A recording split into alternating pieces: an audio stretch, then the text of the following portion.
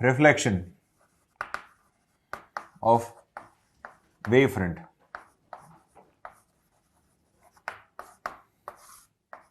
Right. So reflection of wave front, wave front में अपने पास wave front होता कैसे, प्लेन वेव फ्रंट की बात करेंगे, अपने स्फेरिकल की नहीं करते, मैं वापस बता रहा हूं आपको। प्लेन वेव फ्रंट की बात करेंगे तो प्लेन वेव फ्रंट आता किस तरीके से अपने पास, plane wave front is combination of this the perpendicular surface to all the rays passing through.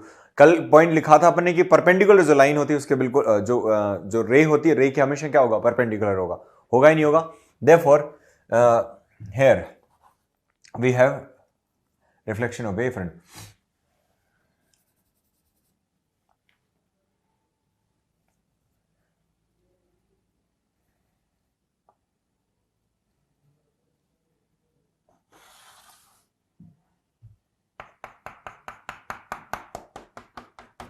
That is the surface we have. This is mirror. और मिरर को क्या बोलते हैं हम,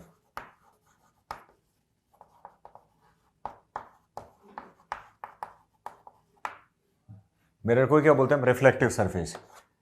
ये होता है, कब बनेगा कैसे, वेव फ्रंट कैसे होगा, प्लेन वेव फ्रंट सीधा सीधा आएगा, यूं करके आ रहा है, यहां रिफ्लेक्ट होके यूं चला जाएगा, रिफ्लेक्ट होके। यदि हम बात करें तो उस चीज की एक चौक से बना के बताऊंगा, आप बड़ा एक ग्लिड लेते हैं उससे बनाएंगे कि कौन सा रिफ्लेक्ट पहले होगा। Wave front is a combination of rays होंगी तो ही तो वेव फ्रंट बनेगा ना, ठीक है। सो डायरेक्शन तो कुछ जो इधर है पैरेलल, यहां तक आ गया, this is the wave front, this the wave front. यहां से ये एक्सट्रीम जो रेज हैं उनको शो कर रहे हैं, ये दोनों क्या है, एक्सट्रीम रेज हैं बेटा, ठीक है, दोनों के दोनों। ध्यान देना मैं कैसे यूज कर रहा हूं इसको, मैं इसको बोलते हैं हम इंसिडेंट वेव फ्रंट।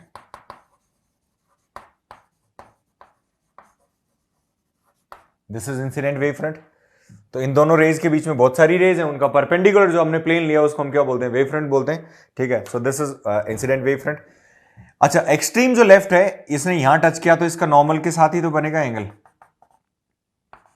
बनेगा नहीं बनेगा, ठीक है। तो इसका इस जो एक्सट्रीम लेफ्ट जो ये वाली आ रही है, so this is X, this is Y, this is A and this is B. So AB is the incident wave front. Can you see that? AB is the incident wave front. AB के बाद extreme जो left वाली जो रे आ रही है, because ये सारी पैरेलल है, हम किसी पॉइंट पे कोई कहीं भी टच होगी तो वहां देखो इंसिडेंट एंगल ऑफ इंसिडेंस कितना बनने वाला है, आई ही बनेगा, ठीक है। तो इसका एंगल कितना बना, आई। यहां से यहां तक इसने ट्रेवल किया तो इसका एंगल भी कितना बनेगा बेटा, एंगल ऑफ इंसिडेंस क्या बनेगा, आई बनेगा। इसके बीच में भी कोई भी रे ले लेंगे, ए और बी के बीच में कोई भी रे, सबका एंगल ऑफ इंसिडेंस कितना रहने वाला, आई रहेगा। रिफ्लेक्ट होके वापस अलग तरफ जा रही है, दैट्स अ डिफरेंट थिंग। तो वो क्या बन जाएगा हमारे पास, that is R. So this is I and this is again I. Now यदि सीधा होता तो सीधा यूं वेव फ्रंट यूं आ रहा होता तो कुछ तो क्या होता, सीधा का सीधा सरफेस पे टकराता, कोई एंगल नहीं बनाता। यूं कर दिया तो इसने एंगल बना लिया। यदि ये सीधा होता तो ये वाली रे भी किसके अलोंग आ रही होती, नॉर्मल के अलोंग, तो आई का वैल्यू कितना हो जाता, 0। मींस जो वेव फ्रंट है, वेव फ्रंट का एंगल किसके साथ बन रहा है, सरफेस के साथ। Wave front is a surface, और वो सरफेस का सरफेस के रेस्पेक्ट में ही देखते हैं। रेज का जो कोई भी एंगल, रे के लिए अपन एंगल की बात करेंगे तो रे का एंगल हमेशा किसके साथ होता है बेटा, परपेंडिकुलर के साथ। किसके साथ होगा, परपेंडिकुलर के साथ।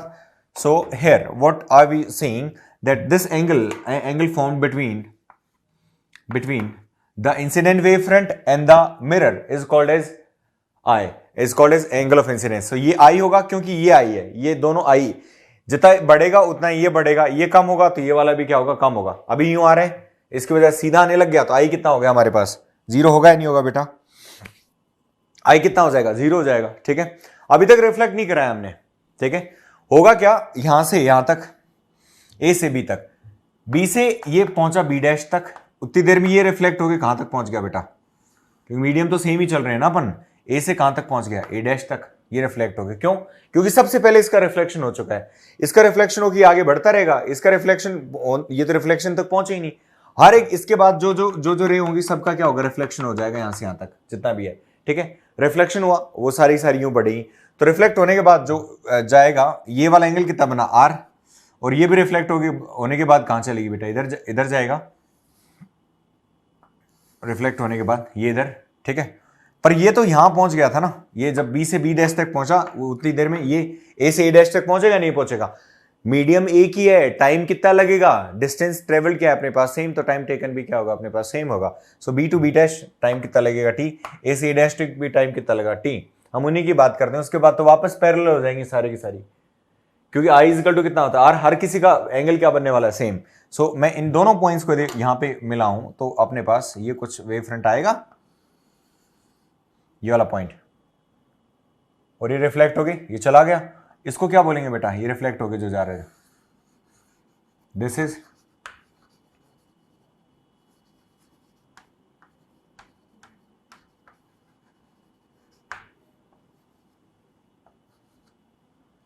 Is called as reflected wave front. क्या बन रहा है बेटा, ये इंसिडेंट वेव फ्रंट, इधर से जाके ये क्या होगा अपने पास reflected wave front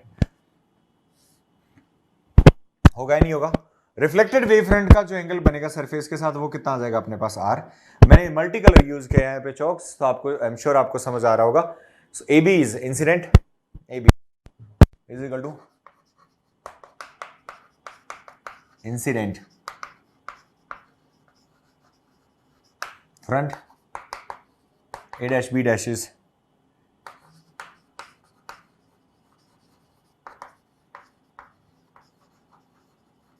reflected wave front. अच्छा, I is angle of incidence,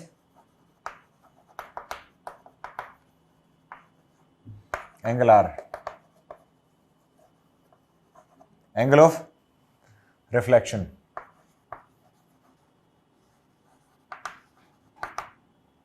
angle I angle of incidence, angle R angle of reflection. क्या हुआ, रिफ्लेक्शन का एंगल हुआ। प्रूव करना है अपन को ये चीज कि आई और आर क्या होगा, बराबर होगा। यदि नहीं है तो कैसे नहीं होगा, ठीक है, उस चीज को देखना है अपन को। कौन कौन सा एंगल ले सकता हूं बेटा, आई लेने के लिए मुझे ए बी बी डैश लेना पड़ेगा, जैसे ये वाला ट्रायंगल, क्योंकि ये वाला एंगल कितना बनेगा 90 डिग्री, और ये वाला एंगल भी कितना बन रहा है 90 डिग्री, है नहीं है एंगल आई लेने के लिए अपने पास। So what I can consider here is that perpendicular, I mean perpendicular upon hypotenuse, अपने पास किसके इक्वल होता है, साइन आई के इक्वल। साइन हटा सकते हैं, that's a different thing. So sine I from triangle for angle I, triangle कौन सा है लिया बेटा, A B B dash, so sine I, या अपन जो भी लेना चाहें इसे, बेस अलग होगा, ये अपने पास हाइपोटेनियस होगा A B dash.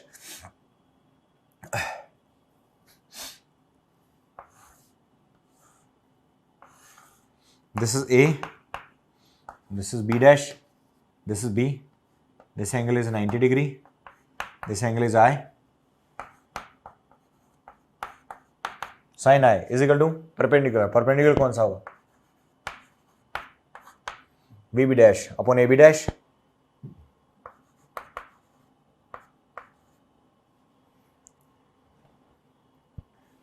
I is equal to BB dash upon AB dash, होगा या नहीं होगा, I is equal to BB dash upon AB dash, is that okay? Now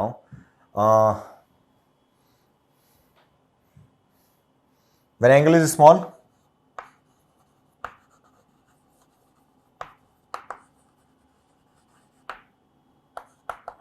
sin I can be written as I, और I का value कितना आएगा, I will be equal to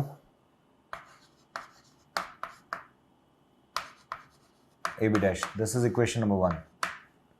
Okay, all right.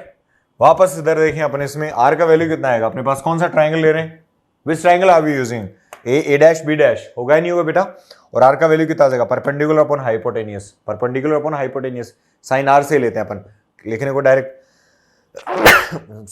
Very sorry, sine R का value कितना आएगा, perpendicular upon hypotenuse again. So therefore I am using triangle A dash B dash, A B dash A dash, basically ऐसे लिखते हैं अपन इसको, from triangle A B dash A dash, और वहां पे sine R is equal to perpendicular कितना है, ए dash upon A B dash. Angle small sine R को मैं अप्रोक्स क्या लिख सकता हूं, R would B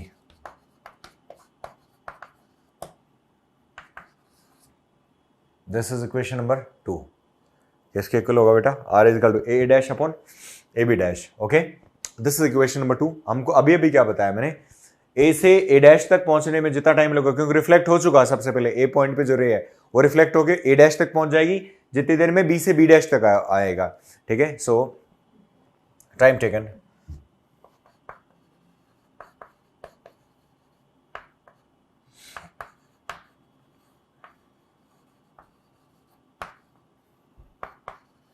by the ray to reach from A to A dash is equal to value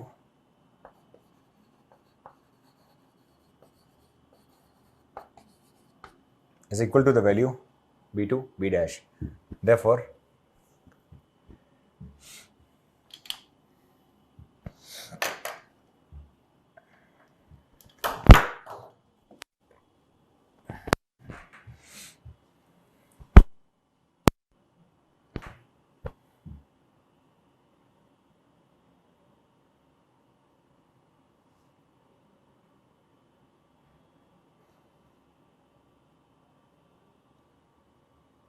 would be t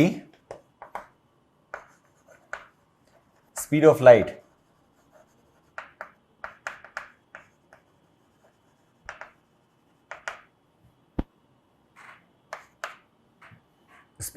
in a medium is v, right? So distance traveled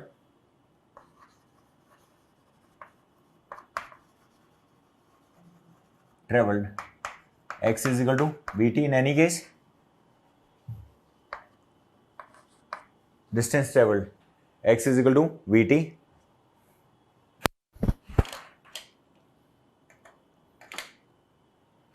x vt के equal आएगा, then what will happen children, क्या होगा यहाँ पर, x is equal to vt, so a dash is equal to v into t, होगा या नहीं होगा? डिस्टेंस कितना आ जाएगा, distance is equal to velocity into time, velocity कितना v इनटू टाइम क्या लग रहा है, सेम, ये लिख दिया मैंने यहाँ पे ऑलरेडी। टाइम टेकन दोनों केस में क्या होगा अपने पास, सेम होगा t, और स्पीड तो वैसे भी चेंज नहीं हो रही, तो क्योंकि मीडियम ही चेंज नहीं हो रहा, सो ये अपने पास a dash is equal to vt आएगा and b dash is equal to vt again. So from 1 and 2 को हम इक्वेट करेंगे, then what will happen, 1 this is 2, 1 and 2 को अपन डिवाइड करें या जो भी करें तो क्या होगा यहाँ पर, equation 1 and 2 I over r, I upon r is equal to bb dash upon ab dash upon a dash upon ab dash, है ना? ab dash से अपने पास ab dash कैंसिल आउट हो गया, ab dash से ab dash कैंसिल आउट हो गया, a dash multiplied होगा यहीं पे, bb dash अपॉन a dash नीचे मल्टीप्लाई हो जाएगा, i अपॉन r, bb dash का वैल्यू कितना है बेटा, t vt अपॉन a dash भी अपने पास कितना है, vt, i अपॉन r, vt से vt कैंसिल आउट हो गया, i अपॉन r इज इक्वल टू 1 अपॉन 1, i is equal to r, angle i is equal to angle r, prove हुआ ही नहीं हुआ यहाँ से, i और r दोनों क्या आ गए अपने पास same, hence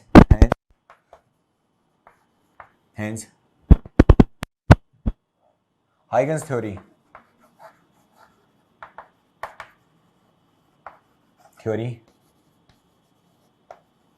proves, Huygens theory proves validity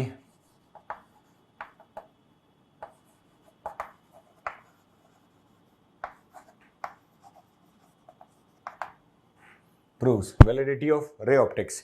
रे ऑप्टिक्स में अपने पास सबसे पहले हमने क्या करा है, रिफ्लेक्शन की बात करी अभी, जब रिफ्लेक्शन भी प्रूव कर देंगे तो अपन ये बता सकते हैं कि भी यहाँ पर ये किसको, रे ऑप्टिक्स में अपने पास रिफ्लेक्शन भी प्रूव हो जाएगा तो हम वैलिडिटी ऑफ रे ऑप्टिक्स बोल सकते हैं। अभी हमें वैलिडिटी ऑफ रिफ्लेक्शन प्रूव किया है किसको यूज करके? We have used wave front Huygens theory कि तार है। अच्छा, मैं इसी को थोड़ा सा और इजी करके बताऊं आपको। So I am taking a chalk here, मैं थोड़ा सा और इजी कर रहा हूं इसमें।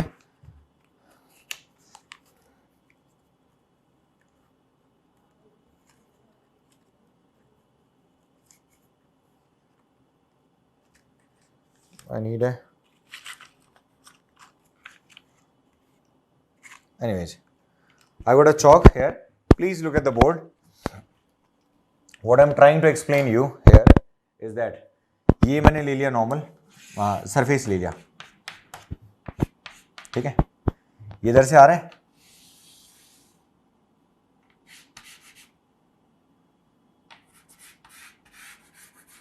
ये इंसिडेंट वेव फ्रंट, ये सबसे पहले यहां पर वेव फ्रंट ये टकर गया, ये जब तक यहां पहुंचेगा तब तक ये रिफ्लेक्ट होके कहां होगा?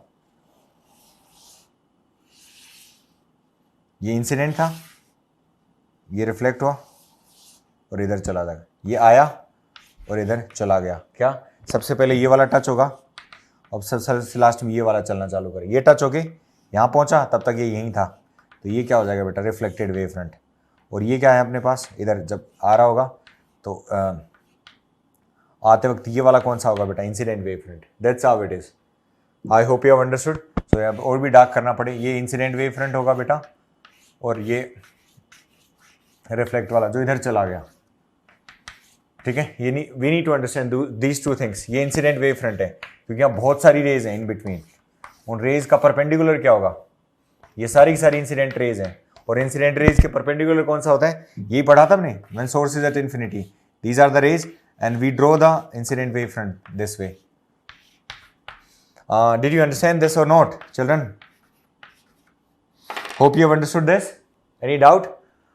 So this is about the reflection of the wavefront. Okay, next is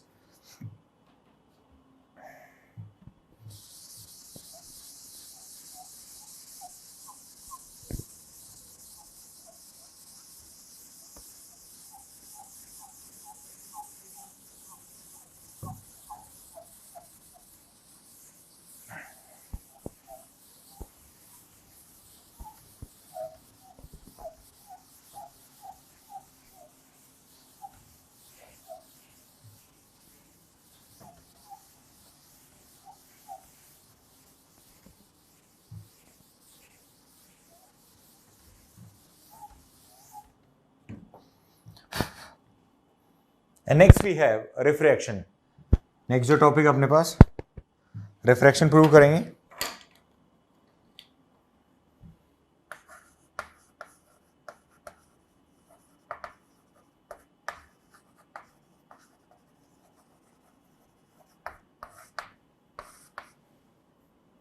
refraction of wave front.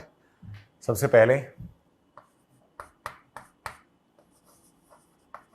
Refraction का मतलब क्या है? मीडियम जब चेक करते हैं अपन, रेयर है,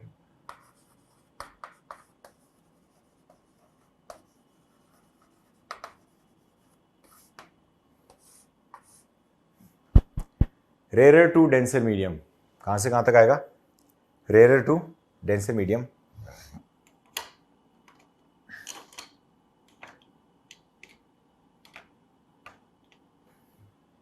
रेयर टू डेंसर मीडियम। देखिए इधर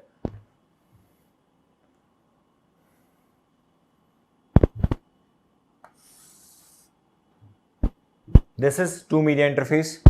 ऊपर वाला कौन सा होगा? एक रे की बात करें अपन, अकेले रे की बात करें तो उसका रिफ्रैक्शन हमें पता है किस तरीके से होगा, क्योंकि रेयर से जब डेंसर में जाते हैं तो जो रे होती है that bends towards the normal. कहां पर होती है बेटा? Towards the rare, rare to denser. So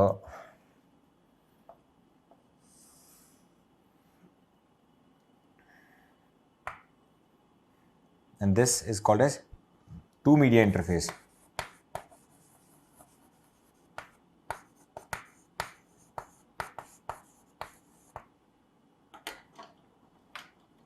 This is called as two media interface.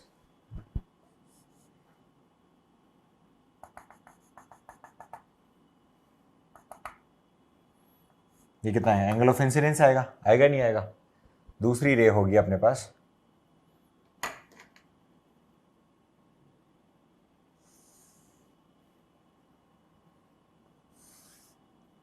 and this is the wave front which is incidenting.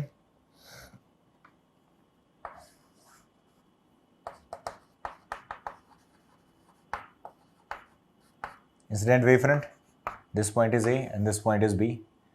Yes or no? Radiant medium में मैंने speed माना उसका v1 कितना है, इंसिडेंट लाइट का, incident जो रे है, दोनों में से कुछ भी आ जाता है। और आइगन्स थ्योरी में ये मान लो कि अपने पास डेफिनेटली अपना बोर्ड का एक क्वेश्चन कल और आज के लेक्चर में अपने एक पक्का कर लिया क्वेश्चन ऐसा करके। सो this is incident wave front, incident wave front हो गया, ठीक है। जब यहाँ बी, देखो इसको तो कहाँ से कहाँ तक चलना पड़ेगा, बी से बी डैश तक चलना ही पड़ेगा इसको तो, पर ये बी टू बी डैश तक चलेगा, तब तक ये क्या ऑलरेडी दूसरे मीडियम में एंटर कर चुका है, एंटर करेगा तो कितना चलेगा। सबसे पहली चीज इसमें क्या होगी बेटा लिखने की कि दैट बेंड्स, जाना इसको सीधा था, ये बेंड कर गया, इधर ये बेंड करा। अब जब डेंसर मीडियम में तो स्पीड क्या होती है बेटा, कम, स्पीड क्या होती है वहां पे, कम होती है। सो स्पीड कम होगी, टाइम अपने पास सेम लगा है, तो डिस्टेंस ट्रेवल्ड क्या होगी, कम होगी, क्योंकि एक्स इक्वल टू कितना होता है वी टी, वी कम हो गया तो एक्स भी कम हो गया, टाइम तो सेम ही ले रहे हो ना आप, ए से ए डैश तक, ए टू ए डैश तक ये यहां तक पहुंचा,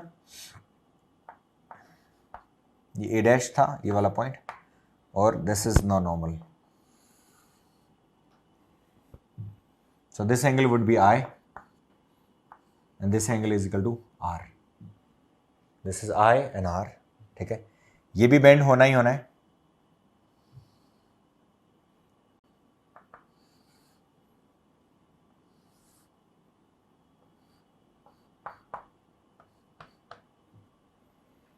ये कौन सा होगा, यहाँ स्पीड ऑफ कितना था, A to, this point is A dash, this is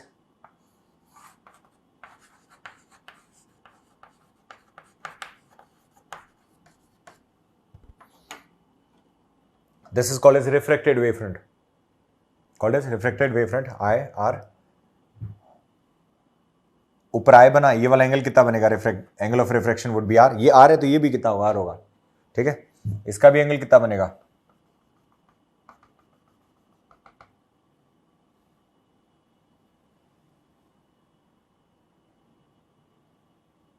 towards the normal bend हुआ, ये एंगल भी कितना आएगा, आर, और ये वाला एंगल कितना होगा, आई, सब जगह सेम होगा। इंसिडेंट वेव फ्रंट आ गया और अपने पास रिफ्रैक्टेड वेव फ्रंट आ गई, दो चीजें अपने पास डन है।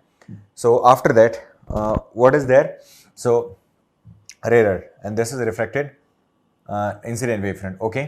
सो रेयर में अपने पास स्पीड कितना है v1 और यहाँ स्पीड कितना है अपने पास v2, that it was we need to check. So ये, so time taken from b to b dash is same, और वेलोसिटी का, इसका स्पीड का फॉर्मूला हमें पता ही है। सो ए से ए डैश तक, तब तक बी से बी डैश तक, time taken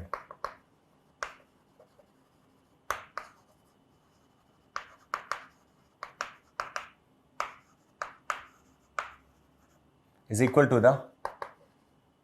to b to b dash. So time a dash is equal to time b dash. Time a dash is equal to time b dash. दोनों टाइम क्या रहेगा बेटा, same, पर speed in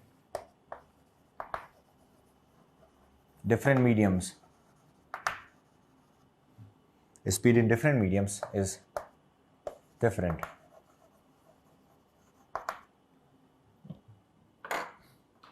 Speed in different mediums is different. So कितना आएगा,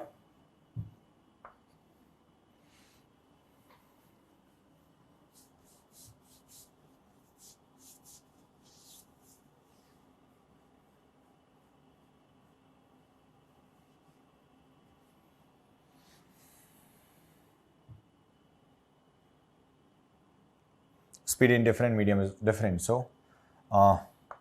in rarer medium,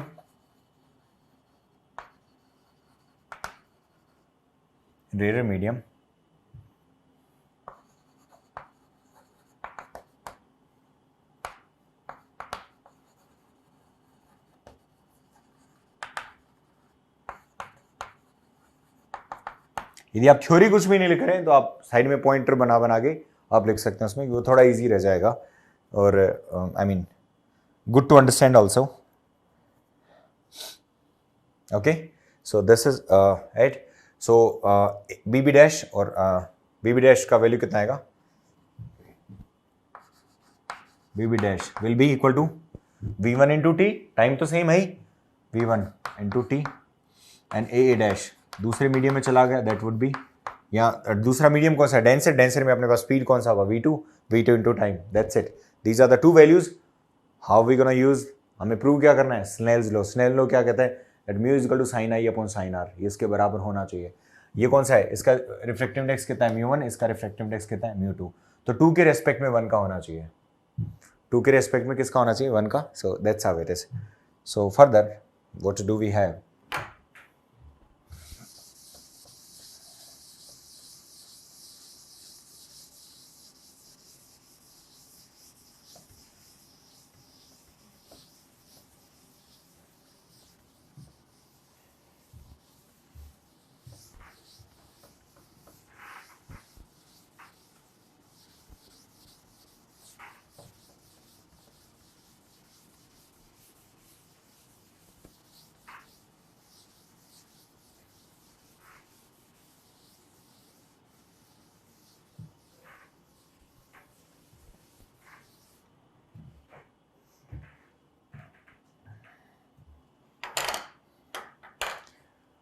from triangle sine I चाहिए मुझे. From triangle कौन सा ट्राइंगल लेना पड़ेगा? A B B dash, A B B dash sine I is equal to, I का value कितना होता है? Perpendicular upon hypotenuse. Perpendicular will be B dash upon hypotenuse कितना होगा? A B dash. होगा नहीं होगा? वापस से सेम डायग्राम है बेटा इसका. तो ए बी बी डैश, ये इधर ये आई है और ये कितना है अपने पास? आर. और ये कितना आ गया? A dash. This is 90 degree, this is 90 degree. That's how it is. So this is equation number 1, right? From triangle A B dash A dash sine R is equal to B B dash किसके equal है बेटा? V1t के equal. x1 is equal to V1t और ये कितना है? x2 is equal to P2t. है ना? साइन आर का वैल्यू कितना है? Sine R is equal to R के सामने वाला परपेंडिकुलर और हाइपोटेनियस कितना हो? A B dash, A B dash. ये सुनो, डिवाइडिंग इक्वेशन 1 एंड 2, क्योंकि तीनों में यूनिफॉर्म करके इसलिए पढ़ा रहा हूं मैं कि अपन एक दूसरे को डिवाइड करेंगे तो वैल्यू कितना आएगा अपने पास? Value would be same. Dividing equation 1 by equation 2, sine I sine R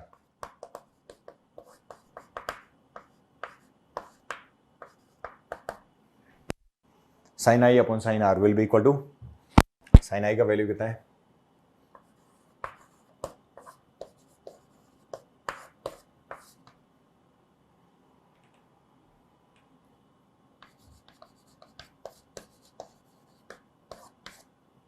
ये सुनो, ए बी डैश से ए बी डैश चला गया, sine I upon sine R is equal to sine I upon sine R will be equal to B B dash upon A dash. ये सुनो, sine I upon sine R is equal to B B dash. So B B dash का value कितना है? V1t और ए dash का value कितना है? V2t. T से टी कट गया, sine I upon sine R, sine I upon sine R. How can we put the values here? Can we just multiply this as C में nominator denominator दोनों से multiply कर दिया मैंने, कोई फर्क पड़ा? नहीं पड़ा ना.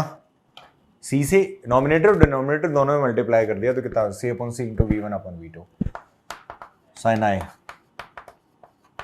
Is equal to C upon V2 into V1 upon C. लिख सकते हैं इसको आगे पीछे करके, V2 किधर लिख दिया, सी को पीछे उधर लिख दिया, क्या फर्क पड़ा? नहीं. Sine I upon sine R is equal to C upon V2 into, ये कितना आ जाएगा? फ्लिप करेंगे अपन इसको तो V1 कितना जाएगा, फोर्थ पोजीशन पे जाएगा, याद होगा आपको ये चीज। तो ये कितना आ जाएगा, C कितना आता है, थर्ड पे जाता है, C/V1। Is this the formula. V1 कहाँ मल्टीप्लाई होगा, ऊपर वाले C के साथ, और C किसके साथ, V2 के साथ मल्टीप्लाई होगा। वन जो फर्स्ट टर्म होती है फोर्थ के साथ और सेकंड थर्ड के साथ मल्टीप्लाई होती है। इस तरीके से फ्लिप करा आपने इसको। सो C1/V2 का वैल्यू कितना होता है, यस बेटा, C1/V2 is equal to μ2। So sin I upon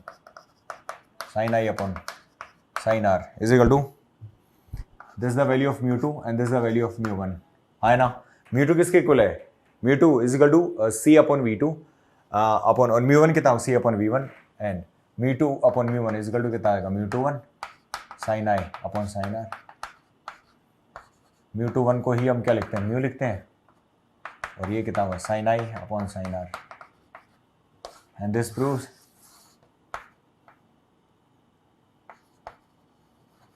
Snell's law, hence